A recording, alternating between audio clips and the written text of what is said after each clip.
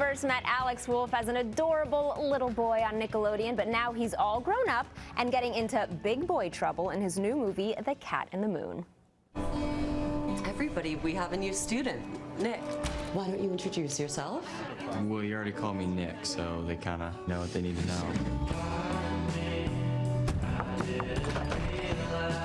So how you been? I've been really great. I mean, not great, you know.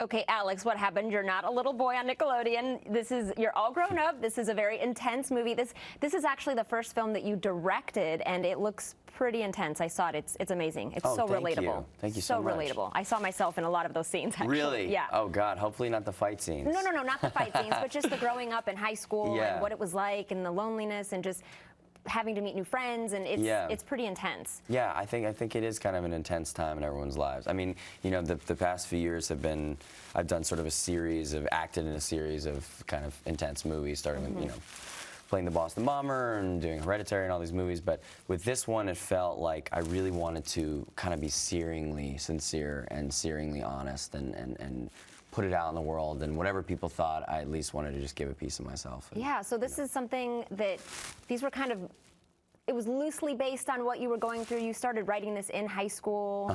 So tell me a little bit about where the inspiration came from. Well, I started writing it when I was 15 because I did not want to study for my finals. That is completely true. Good reason. I needed a distraction, and so I was going and writing it late at night and going into school and just like sleeping during my classes, which I definitely advise. You'll make a film. It's really smart, yeah. And I ended up with this long, kind of unreadable document, but it had a kernel of truth and a kernel of love in the center of it. And so, yeah, I just kind of took it from there and spent about 5 years getting it made. And now I'm wearing flamingo shirts and riding the wave. Riding the wave. The pink wave. I love pink. I love pink. Wait, okay, so you shot this in 19 days? Yes, 19 days. Crazy. We were going to shoot it in 21, and then we had to shoot it in 19. Yeah.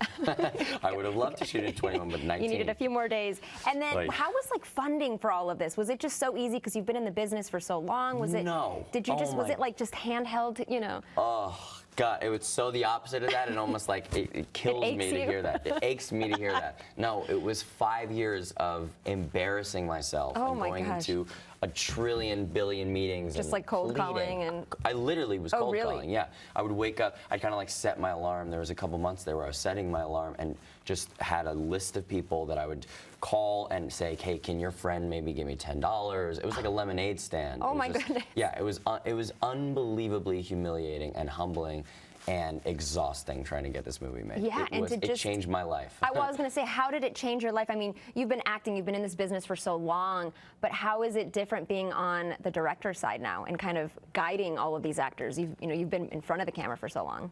Well, one, I will say that like your actors are kings and queens, and you have to treat them like that if you're a director. And if you want to get relaxed, full, vulnerable performances, I think you have to just worship your actors. And so I learned, okay, that instinct of mine, I've wanted directors to really, you know, love me. That instinct can be applied when you're directing, and it's a total effective method in my experience. Yeah. Also, I learned that you're not quite as important as you might think you are in your head. You write the script and you think, well, let's go. Look how good this is. But then, you know, 5 years later, you're stuck. Reality hits where people are like, we don't need to make this. We got like Avengers coming out. We got all these other movies coming out. So you're just there kind of alone, just. Yeah. Like, okay, what's going to happen now? Wait, really quickly before we go. Yes. The girlfriend, did it end up, are you with her? You know, in the movie? Oh, in the movie? What happened? Because this was like loosely based in real life. Was this like a real girlfriend story? Pleading the fifth. I'm being hardcore the fifth. All right, fine. Hardcore. Well, thank you so much. You're awesome. Oh, we didn't even talk about me in the bunny suit. Oh my gosh, the bunny suit. We didn't even talk about the bunny suit. All right, really quickly. Really quick. I'm going to go so quickly. Okay. Last night, I got invited to a Halloween party. And nobody dressed up but me. No.